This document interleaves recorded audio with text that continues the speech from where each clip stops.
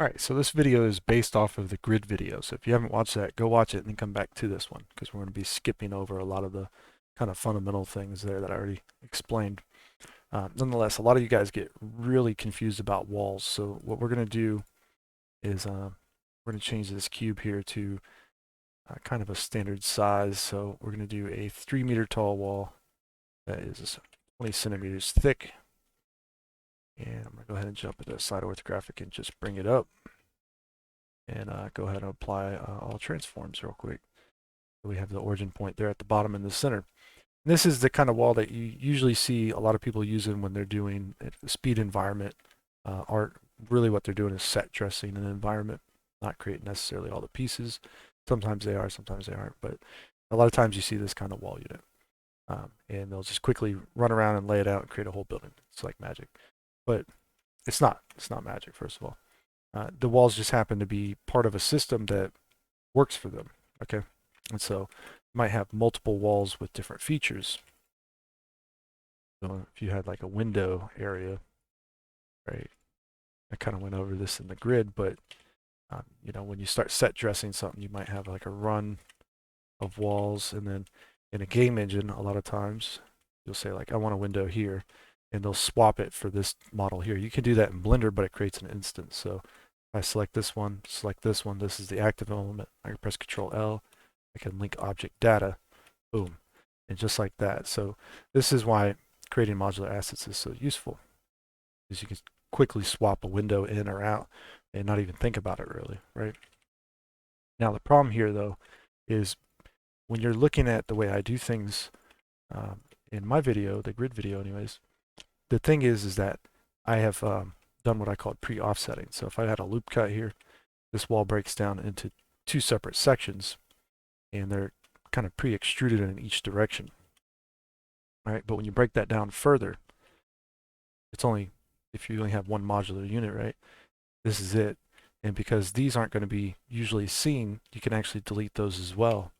Now what happens is that's the pre-offset I talk about, right? It's 10 centimeters. Now, let's go ahead and create a cube.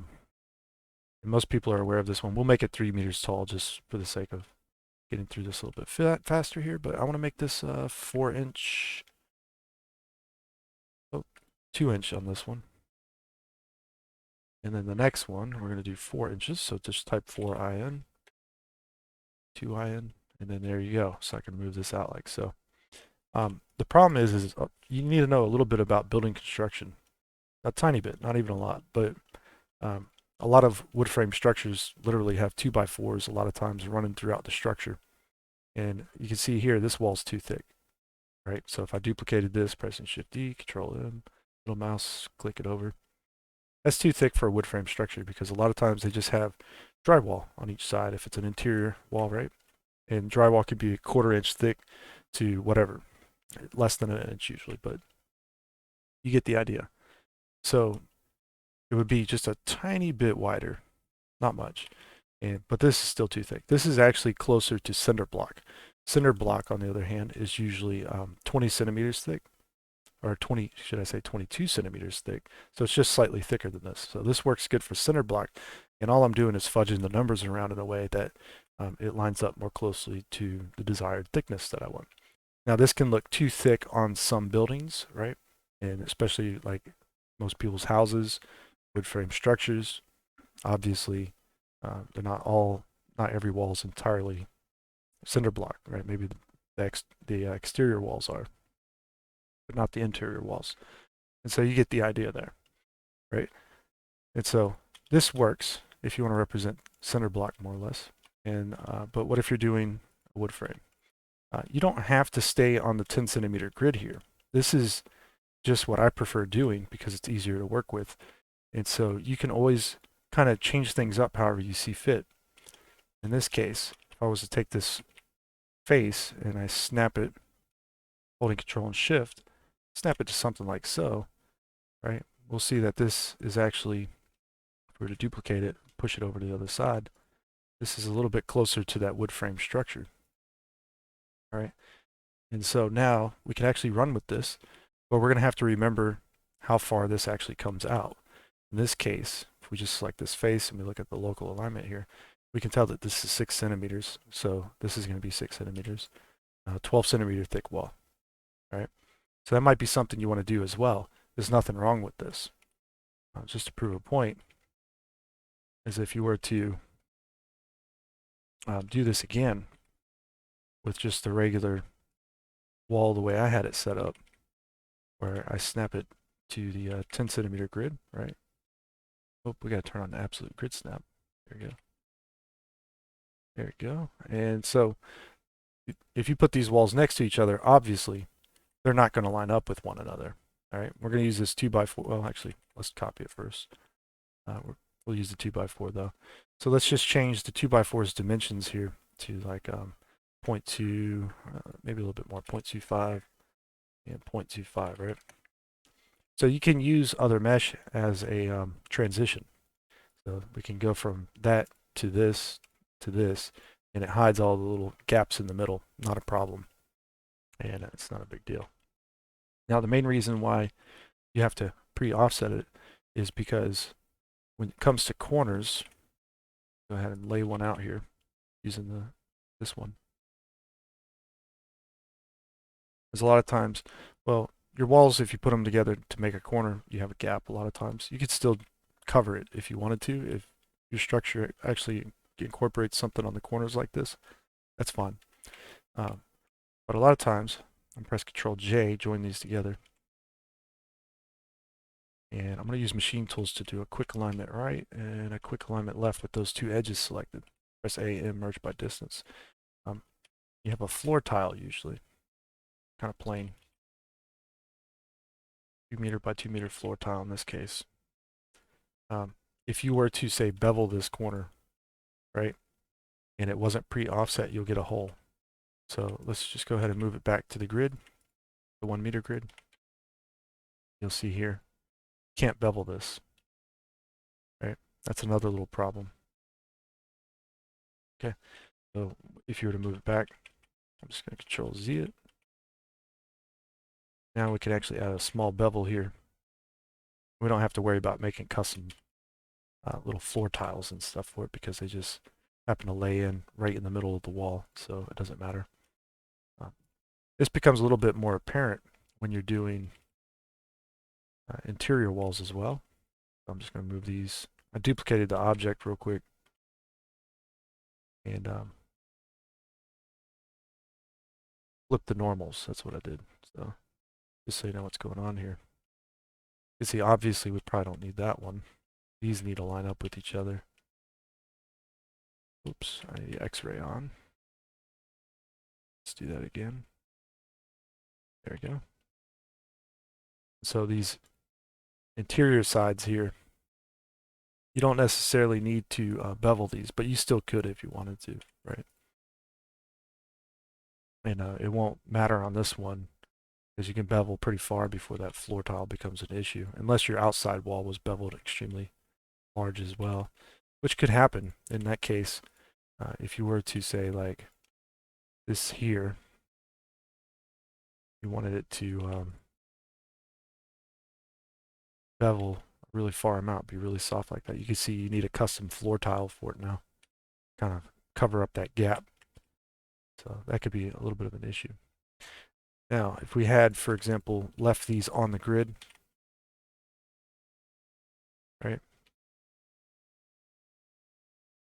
And we wanted to, I'm going to delete that one for now. Actually, we'll just hide it, press H. Let's say we had this on the grid, 1 meter grid, and we wanted to use this in a set dress.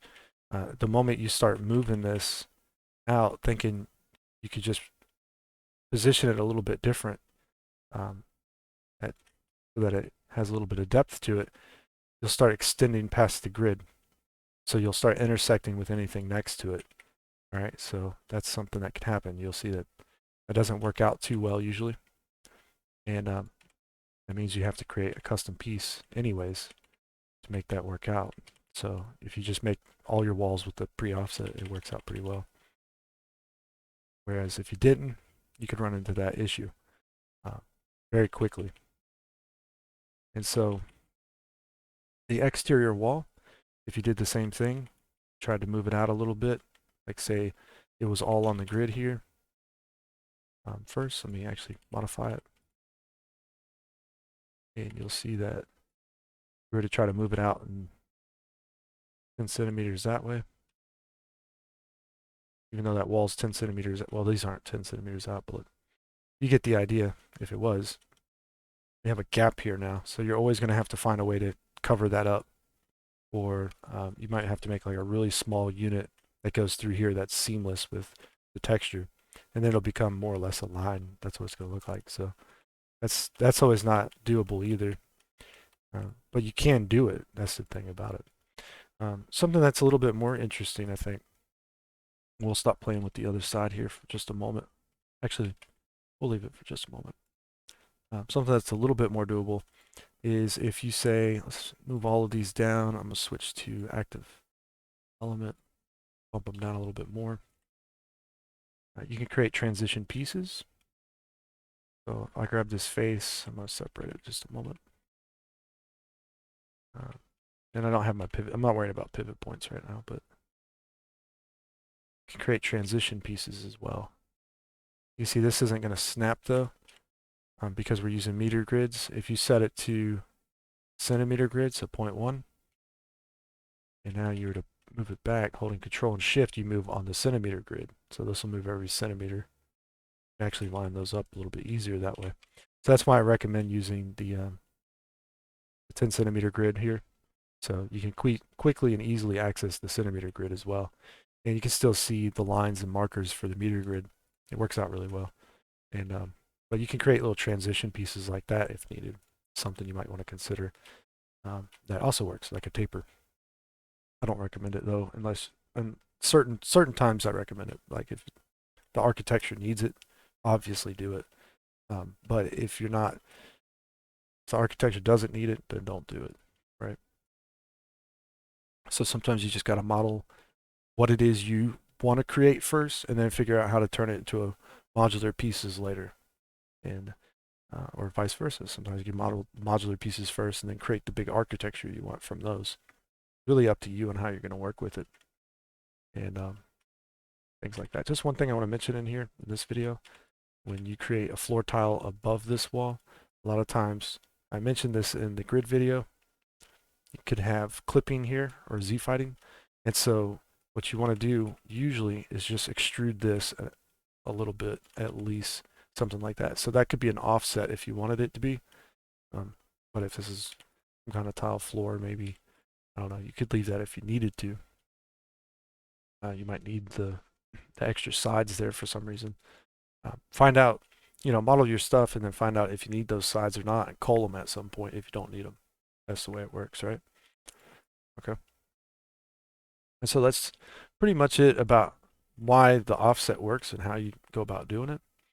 But for a wall like this, for example, what the offset also allows to occur is that you have a little bit of space to work in negative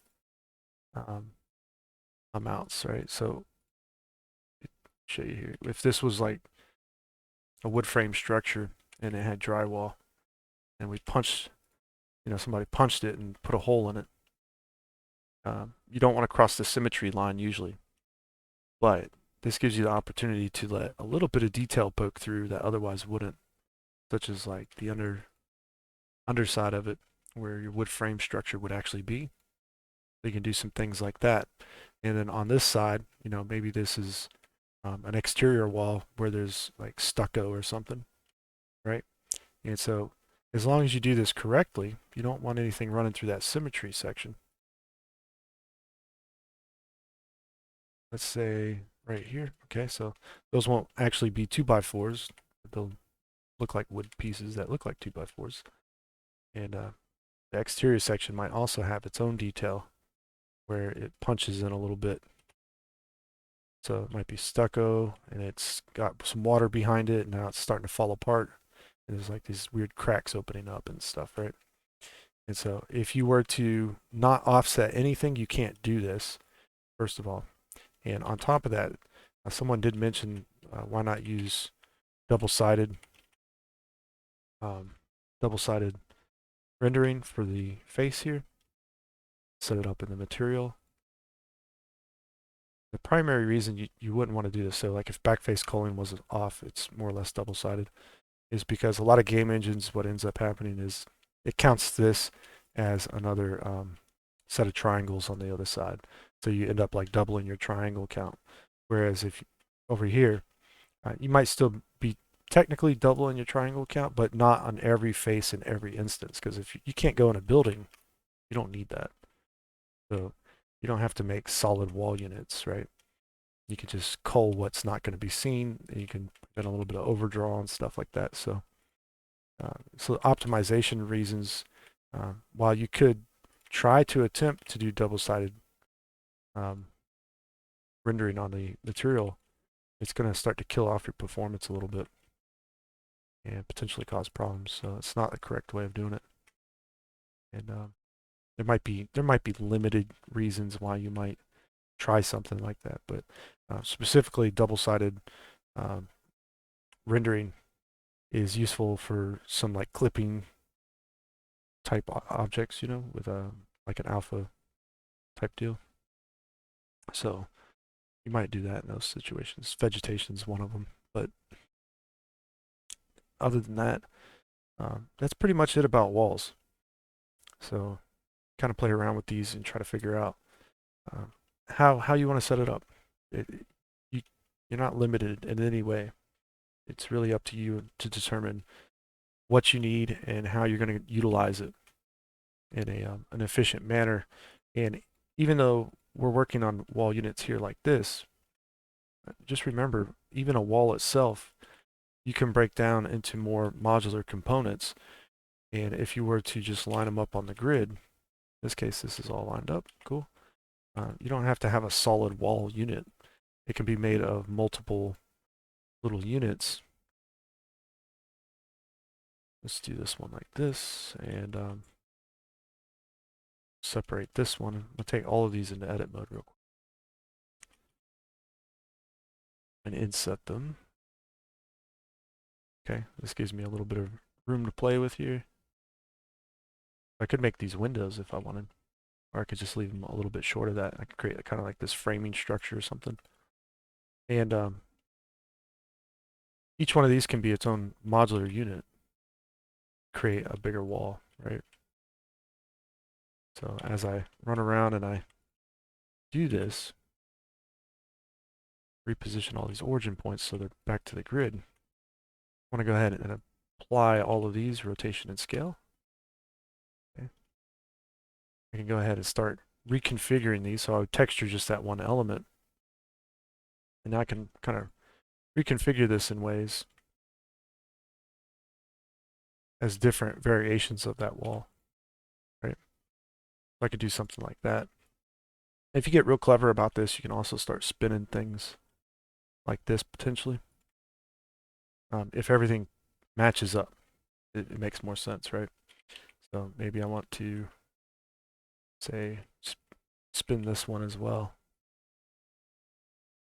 And you can see I can't hit anything here in the middle without having issues. I'm going to run this one up a little bit too high, but you get the idea. So we might have some gaps we need to fill. We could always just try creating a little section to fill that gap as well. So what I'm going to do is just start working on that. See here.